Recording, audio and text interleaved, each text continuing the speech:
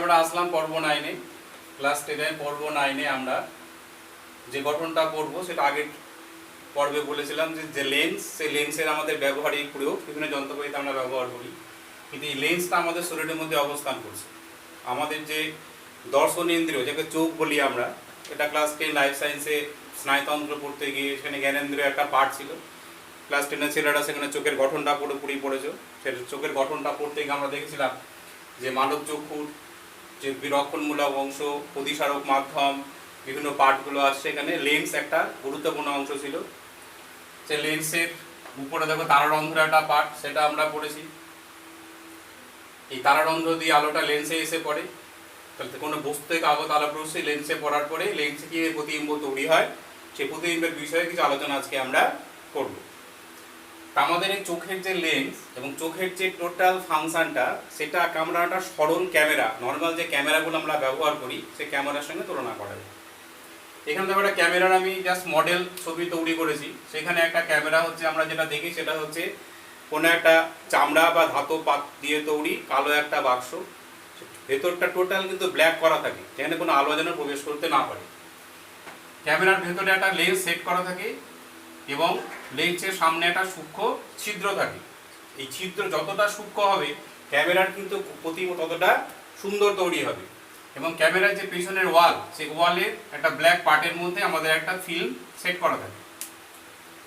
যখন কোনো বস্তুর ছবি আমরা তুলব তখন সেখানে ঠিক ক্যামেরার লেন্সটা সেই বস্তুর সামনে নিয়ে এসে এমনভাবে অবস্থান করব যেন ক্যামেরার যে সূক্ষ্ম ছিদ্র, যেটা এই ছিদ্র দিয়ে যেন সেই বস্তুর উপর দৃষ্টিটা এমনভাবে যাবে এবং তাকে আমরা পরিষ্কারভাবে দেখতে পাবো যে আমার টোটাল কতটা অংশের ছবি আমি তুলবো সেটা চোখ দিয়ে কিন্তু আমরা দেখতে পাবো। এটা ছাড়াও ক্যামেরার কতগুলো পার্ট থাকে। লেন্সের আগে শাটার বলে একটা পার্ট থাকে। শাটারটা ঠিক আমাদের দরজা শাটার যেমন আমরা যতটা খুলবো ততটা আলো যাবে, এই ছিদ্রটাকে কতটা ছোট বড় করবো সেটা শাটার দ্বারা কি হয়, নিয়ন্ত্রিত হয়। টোটালটা সিস্টেম সেট হওয়ার পরে আমাদের একটা পুশ বাটন থাকে, সেটা টিপলে পরে আমাদের কি হয়, আলো রশ্মি প্রবেশ করার পরে কিন্তু আমাদের শাটারটা বন্ধ হয়ে যায়, পরে সেখানে কিন্তু আর আলো প্রবেশ করতে পারে না। যে বস্তুকে সামনে রেখে যার আমি ছবি তুলতে চাইবো সেখানে রেখে যখন আমি যে বাটনটাকে পুশ করি তখন তার একটা প্রতিবিম্ব কিন্তু আমার কি হয়, পিছনে ঠিক ওয়ালে যেটা আমাদের ফিল্ম সেট করা ছিল সেখানে একটা প্রতিবিম্ব গঠিত হয়ে যায়। প্রতিবিম্বটা গঠন হওয়ার পর দেখো চিত্রে আমি দেখেছি আমাদের এই ক্ষেত্রে প্রতিবিম্ব কিন্তু অবশিষ্ট প্রকৃতির হয়, অর্থাৎ বস্তুর আকারের থেকে পুরোপুরি উল্টো প্রকৃতির এখানে হয়। প্রতিবিম্বের ছবি আমি বড় নেব না ছোট নেব সেটা আমার ক্যামেরা থেকে সে বস্তুর অবস্থানটা কি, যেমন আধুনিক ক্যামেরায় ঘুরিয়ে ঘুরিয়ে আমরা লেন্সের সাহায্যে আমাদের ফোকাস দূরত্বকে নিয়ন্ত্রণটা করতে পারি। এবার সেই নিয়ন্ত্রণ অনুসারে আমরা যেটা লেন্সে করেছিলাম যে বস্তুর অবস্থানটা কোথায় হচ্ছে, প্রথম ফোকাসে না দ্বিতীয় ফোকাসে, ফোকাস আলোক কেন্দ্রের মাঝখানে, সেইভাবে আমরা আমাদের ক্যামেরার থেকে লেন্সের যে দূরত্ব বস্তু থেকে সেটাকে নিয়ে কিন্তু প্রতিবিম্বের আকারটা ছোট বা বড় করতে পারি। এবার করা হয় কি, এখানে টোটাল প্রতিবিম্ব তৈরি হওয়ার পর এটাকে আমরা আমাদের ডার্ক রুমে নিয়ে গিয়ে ল্যাবরেটরিতে সেটাকে করা ডেভেলপ করা হয়। যখন ডেভেলপটা করা হয় তখন কিন্তু ফিল্মের ওপরে প্রতিবিম্বটা ফিক্সড হয়ে যায়, তখন সেটা নষ্ট হয় না, তখন সেটাকে আমরা আমাদের কেমিক্যাল দিয়ে ওয়াশিং পদ্ধতিতে ছবিগুলোকে তৈরি করি। এই ক্ষেত্রে যে প্রতিবিম্বটা গঠন সেটা কিন্তু অবশিষ্ট প্রকৃতি। ঠিক এই সরল ক্যামেরার যা গঠন এবং সরল ক্যামেরার ঠিক যেভাবে কাজ করে আমাদের চোখের লেন্স কিন্তু একই রকমভাবে কাজ করে। এখানে একটা চিত্র আমি যেমন এঁকেছি, দেখো এই চিত্রে একটা বস্তুর এখানে অবস্থানটা অনেক দূরত্ব বলে ফিক্সড কোনো অবস্থান এখানে দেওয়া হয়নি। আমাদের চোখে এটাকে লেন্স বলি আমরা। এটা হচ্ছে আমাদের তারারন্ধ্র, এখান দিয়ে আলোটা কি করছে, এখান দিয়ে আলোটা আমাদের কিন্তু প্রবেশ করছে। এবার এখানে যখন কোনো বস্তুকে আমরা দেখি, কোনো গাছ হোক, মানুষ হোক বা কোনো প্রাণীকে হোক, তখন আমরা যখন দেখবো তখন তার দেহ থেকে নির্গত আলোর রশ্মিগুলো প্রথমে লেন্সে এসে পড়বে। লেন্সে আসার পড়ার পরে যখন সে প্রতিষ্ঠিত হবে, প্রতিষ্ঠিত হওয়ার পর আমাদের রেটিনা, আলোর যেটা স্নায়ু সংবেদন কেন্দ্র যেখানে আমাদের প্রতিবিম্বটা তৈরি হয়, সেই রেটিনায় গিয়ে পড়বে। রেটিনায় পড়ার পর যে প্রতিবিম্বটা তৈরি হবে সেই প্রতিবিম্বটা ঠিক ক্যামেরার মতো হচ্ছে, যদি আমার এরকম হয় এটা কিন্তু পুরো উল্টো প্রকৃতির হবে। এই তৈরি প্রতিবিম্বটা আমাদের এখানে অপটিক নার্ভ বা অপটিক স্নায়ু যেটা আছে সেটা সরাসরি নিয়ে যাবে কোথায়, আমাদের ব্রেনে বা মস্তিষ্কে। সেই ব্রেনের যে দর্শন কেন্দ্র আছে, দর্শন কেন্দ্রে গিয়ে কিন্তু প্রতিবিম্বটা সেখানে কি হয়ে যাবে, আবার সেটা কিন্তু সোজা প্রকৃতির হবে। তখনই আমরা বস্তুটাকে সোজা আকারে কি সোজা আকারে আমরা দেখতে পারবো। তো চোখের লেন্সে যে প্রতিবিম্বটা তৈরি হলো সেটা কিন্তু উল্টো প্রতিবিম্ব। এবার অপটিক স্নায়ু যদি ইনঅ্যাক্টিভ হয় তাহলে কিন্তু বস্তু কখনোই কিন্তু আমরা দেখতে পাবো না। আমাদের রেটিনা তারারন্ধ্র লেন্স সব একদম পরিষ্কার পরিচ্ছন্ন সুস্থ আছে, কিন্তু অপটিক নার্ভটা আমাদের অকেজ হয়ে গেছে। সেই ক্ষেত্রে আমাদের চোখ ঠিক থাকলেও কোনো প্রতিবিম্ব দেখা যাবে না। তাহলে দূরের কোনো বস্তুর ক্ষেত্রে আমরা দেখলাম, যদি নিকটে কোনো বস্তুকে আমরা রাখি, সেই নিকটে কোনো বস্তুকে রাখলেও ঠিক একই রকম ভাবে কিন্তু আমাদের এখানে কি হবে, প্রতিবিম্বটা তৈরি হবে। এবার এই যে নিকটে এবং দূরের বস্তু, এই প্রতিবিম্ব দেখার সময় কিন্তু আমরা আমাদের চোখের টোটাল যে মাসলস, লেন্স, এই বিভিন্ন তারারন্ধ্র, এই অবস্থানগুলোকে আমরা প্রয়োজনে সংকুচিত মাসলগুলোকে সংকুচিত প্রসারিত করে তারারন্ধ্রকে ছোট করে আমরা বস্তুকে দেখার চেষ্টা করি। যেমন দূরে কোনো একটা বস্তুকে আমরা দেখছি, দেখার সময় দেখবে চোখের উপরে হাত দিই, কাছের কোনো বস্তু দেখার সময় মাইক্রোস্কোপিক স্ট্রাকচারে চোখটাকে আমরা ছোট করে দেখার চেষ্টা করি। এই ছোট বড় করে দেখার অর্থটা হচ্ছে এই তারারন্ধ্র দিয়ে কি পরিমাণ আলো প্রবেশ করলে আমার প্রতিবিম্বটা স্পষ্ট হবে সেটাকে আমরা নিজেরাই স্বয়ংক্রিয়ভাবে নির্ণয়টা করতে পারি, যেটাকে আমরা বিজ্ঞান ভাষায় বলি উপযোজন বা অ্যাকোমোডেশন। তাহলে এই যে উপযোজন প্রক্রিয়ায় কিন্তু আমরা আমাদের চোখের আলো প্রবেশটাকে নিয়ন্ত্রণ করে বস্তুর প্রতিবিম্ব গঠনটা করতে পারি। এখন দেখা যাচ্ছে যে স্বাভাবিক নিয়মে যে প্রতিবিম্বটা গঠিত হয়, কিন্তু কোনো কোনো ক্ষেত্রে আমাদের কারোর কাছের জিনিস দেখতে অসুবিধা হয়, কারোর দূরের জিনিসে অসুবিধা হয়। যে অসুবিধার কারণটাই বা কি, কেন বা হয়?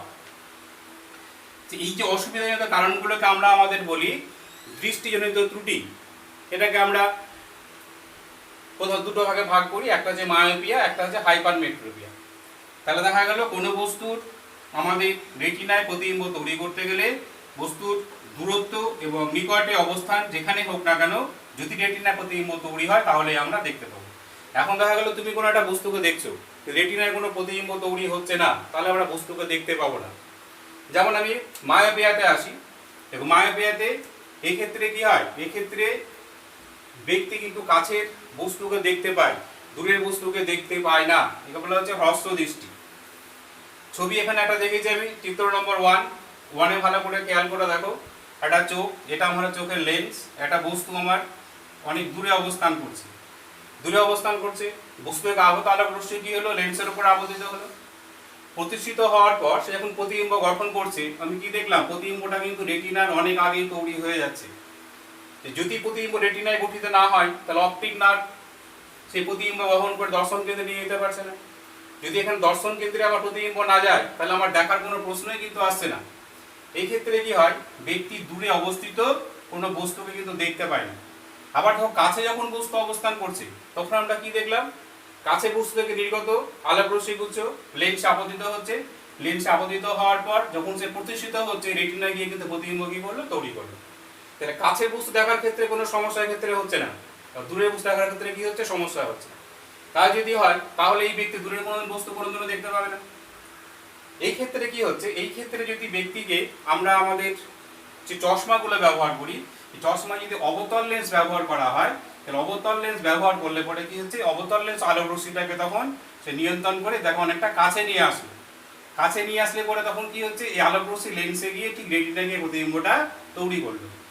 তো এই অবতল লেন্স ব্যবহার করার ফলে তার চোখের লেন্স, তাহলে একবার অবতল লেন্স আলোক রশ্মি আপতিত প্রদর্শিত হলো, তারপর সেটা কি হলো, চোখের লেন্সে আপতিত হয়ে প্রদর্শিত হলো, ঠিক রেটিনায় গিয়ে প্রতিবিম্বটা তৈরি হলো। এখন প্রশ্ন আসছে, অবতল লেন্স শুধু ব্যবহার করলে হবে না, এবার অবতল লেন্স কে আমাদের চোখ থেকে এমন দূরত্বে রাখতে হবে যাতে আমাদের এই লেন্সটাকে সক্রিয় করে তুলতে পারে। তখন আমরা করি কি, তখন আমরা ডাক্তারি পরামর্শ নিই এবং তিনি আমাদের চোখটাকে বিভিন্ন রকম অবতল লেন্সগুলো চোখে একের পর এক লাগিয়ে, যেটাকে আমরা লেন্সের পাওয়ার বলি, তখন তিনি সেটাকে সেট করে দেন। সেট করার পরে কি পরিমাণ পাওয়ারের এই লেন্সটা দিলে পরে সেই লেন্সটা আমাদের চোখের যে প্রকৃত লেন্স, সেই লেন্সকে আলোকে প্রতিফলিত করে রেটিনার প্রতিবিম্বটা তৈরি করতে পারে। সেই ক্ষেত্রে আমাদের কিন্তু এই হ্রস্ব দৃষ্টি বা মায়োপিয়া জনিত সমস্যাটা মিটে যায়। এবার দেখা গেল যে কখন অনেক সময়তে আমরা এই অবতল লেন্স ব্যবহার করার ফলে কিন্তু ছবি স্পষ্ট দেখতে পাচ্ছি না।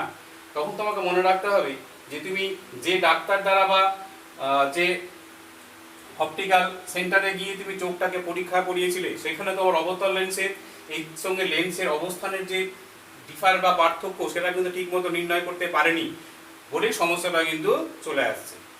এইভাবে আমরা অবতল লেন্স ব্যবহার করে যখন কোনো দূরের বস্তু একটু অসুবিধা হয়, তখন ত্রুটিটা আমরা কি করতে পারি, ত্রুটিটাকে আমরা দূর করতে পারি। আবার দেখা যাচ্ছে যে কোনো কোনো ব্যক্তি দূরের বস্তু সহজে দেখতে পাচ্ছে, কাছের বস্তু তার দেখতে প্রবলেম হচ্ছে, সেই ক্ষেত্রে দেখো আমরা এখানে একটা ছবি এঁকেছি, দূরে কোনো বস্তুর এখানে রাখা আছে, দূরে কোনো বস্তু যখন রাখা থাকছে তখন তার ক্ষেত্রে কি হচ্ছে যে প্রতিবিম্বটা কিন্তু আমাদের রেটিনার উপরে তৈরি হচ্ছে।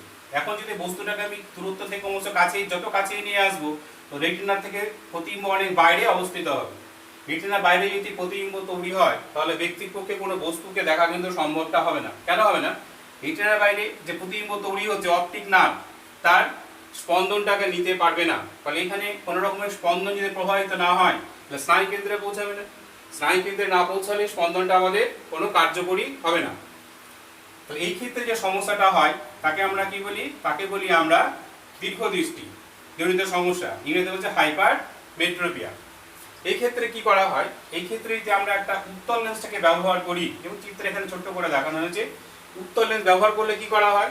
উত্তল লেন্স তখন আমাদের বস্তুর প্রতিবিম্বটাকে এমন একটা অবস্থানে নিয়ে আসে, অবস্থানে নিয়ে আসার পরে সেই বস্তুটাকে আস্তে আস্তে আমাদের ঠিক কিছুটা দূরে প্রতিবিম্ব সৃষ্টি করে। এখানে ব্ল্যাক কালার যে প্রতিবিম্বটা দেখানো হয়েছে, এই ছবি তখন গিয়ে আমাদের রেটিনাতে আস্তে আস্তে প্রতিবিম্বটা আবার তৈরি করে।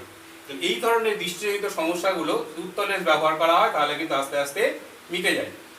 এইভাবে আমাদের এই যে চোখের লেন্সের প্রতিবিম্বটা রেটিনায় তৈরি হবে কি হবে না সেটার উপর ভিত্তি করে কিন্তু আমাদের চোখের রোগ দুটোকে নির্ণয় করা হয়। এটা ছাড়াও চোখের আরো কিছু রোগ আছে, যেমন প্রেস বায়োপিয়া একটা রোগ আছে, যাকে আমরা সাধারণ বাংলায় বলি চোখে চালসে পড়া বা চল্লিশা। সেই ক্ষেত্রে কি হয়, আমাদের চোখের যে সিলিয়ারি পেশি, এই পেশি যেগুলো আছে সেই পেশিগুলো যখন ঠিক মতো কাজ করতে পারে না, সংকোচের প্রসারণ হয় না, তখন কিন্তু আমরা আমাদের তারারন্ধ্র এবং লেন্স এটাকে ঠিক মতো উপযোজনে নিয়ে আসতে পারি না। ফলে কি হয়, একটা বয়স মোটামুটি আফটার 40 ইয়ার্সের পরে কিন্তু আমাদের পেশিগুলো অনেকটা কি হয়, নিষ্ক্রিয় হয়ে পড়ে। সেই ক্ষেত্রে কিন্তু আমাদের দুটো ত্রুটি একসাথে কাজ করে, হ্রস্ব দৃষ্টি এবং দীর্ঘ দৃষ্টি, অর্থাৎ দুটো জিনিসই দেখতে আমাদের অসুবিধা হয়, দূরের এবং কাছে। তখন আমাদের করা হয় কি, বাইফোকাল লেন্স এটাকে বলা হয়, অর্থাৎ একটা পার্ট উত্তল একটা পার্ট হচ্ছে অবতল, দুটো লেন্সকে চশমার সঙ্গে সেট করে দেওয়া হয়। সেট করে দেওয়ার ফলে আমাদের কি হয়, যে প্রতিবিম্বটাকে কিন্তু আমাদের তখন লেন্স, চোখের লেন্সের যে মেন ফাংশন তা সংকোচে প্রচারণ হওয়ার ফলে সেই সমস্যাটাকে দূর করে ঠিক রেটিনার প্রতিবিম্বটা তৈরি হতে সাহায্য করে। তাহলে আমরা দেখতে পেলাম যে আমাদের রেটিনায় যে প্রতিবিম্ব তৈরি হলো সেটা কিন্তু সবসময় অবশিষ্ট প্রকৃতির প্রতিবিম্ব তৈরি করছে, এবং অপটিক নার্ভ সেটাকে মস্তিষ্কে নিয়ে গিয়ে আবার আমাদের সমশিষ্ট প্রকৃতির প্রতিবিম্ব তৈরি করছে বলে বস্তুকে সহজে আমরা দেখতে পাই। তাহলে আমাদের যে পাঠ্যাংশে লেন্সের সম্বন্ধে জানাটা কতটা গুরুত্বপূর্ণ ছিল সেটা আমরা দেখলাম, যে আমাদের দর্শনেন্দ্রিয় চোখের প্রধান একটা অংশ হচ্ছে লেন্স। এই লেন্সের প্রতিবিম্বের গঠনটা আমরা নর্মাল যে লেন্স মানে যন্ত্র লেন্সের প্রতিবিম্বের গঠন তার সঙ্গে কিন্তু কোনো পার্থক্যটা নেই। চোখ সম্বন্ধে ধারণাটা গঠনটা পুরোপুরি ক্লাস 10-এর লাইফ সায়েন্স আমরা পড়ে এসেছি। সেখানে কিন্তু আমাদের মায়োপিয়া, হাইপারমেট্রোপিয়া এই সমস্যাগুলো দেওয়া ছিল। সেখানে জাস্ট দেওয়া ছিল রোগ দুটো কি এবং রোগ দুটো কি করে সমাধান করা যায়। ফিজিক্যাল সায়েন্স পড়তে গিয়ে আমরা দেখলাম যে রোগ দুটো হওয়ার মুখ্য কারণটা হচ্ছে যে আমাদের স্নায়ু গঠিত যে চোখের স্তর সে রেটিনার প্রতিবিম্ব না গঠন হওয়ার ফলেই সমস্যাটা কিন্তু হয়ে থাকে। এই কারণে যখন তোমরা এই চোখের গঠন ফাংশনটা পড়বে তখন অবশ্যই ক্লাস 10-এর লাইফ সায়েন্সের পার্ট থেকে চোখের সম্বন্ধে ধারণাগুলো সেগুলো একটু পড়ে নিলে পরে দুটো সায়েন্সের দুটো পার্ট আমাদের একসাথে গিয়ে অনেকটা পরিচ্ছন্ন হবে। এবং দেখবে যে আমাদের গ্লুকোমা বা এই ধরনের ডিজিজ যেগুলো আছে ওখানে ক্যাটারাক্ট বা চোখে ছানি পড়া, যদিও তার সঙ্গে লেন্সের সমস্যা নেই, সেখানে আমাদের ওই ক্যাটারাক্ট যেটা হচ্ছে লেন্সের উপর একটা আস্তরণ পড়ে যাওয়া, লেন্স যদি আমাদের নোংরা হয়ে যায় তাহলে প্রতিবিম্ব আবছা হয়ে যাবে। এই সমস্যাগুলো কিন্তু আমরা এই ফিজিক্যাল সায়েন্স থেকে অনেকটা কি করতে পারবো, রিকভারটা করতে পারবো। ওই জন্য বারবার বলছি, যখন এই সরল ক্যামেরা মানুষের চোখ ফিজিক্যাল সায়েন্সটা পড়বে, সঙ্গে লাইফ সায়েন্স বইটা রাখবে, এবং দুটো বইয়ের ছবি দুটো পাশাপাশি রেখে যদি তোমরা স্টাডি করো এবং যদি এই ভিডিওটা ফলো করো তাহলে দেখবে বুঝতে তোমাদের কোনো অসুবিধা হওয়ার কথা না।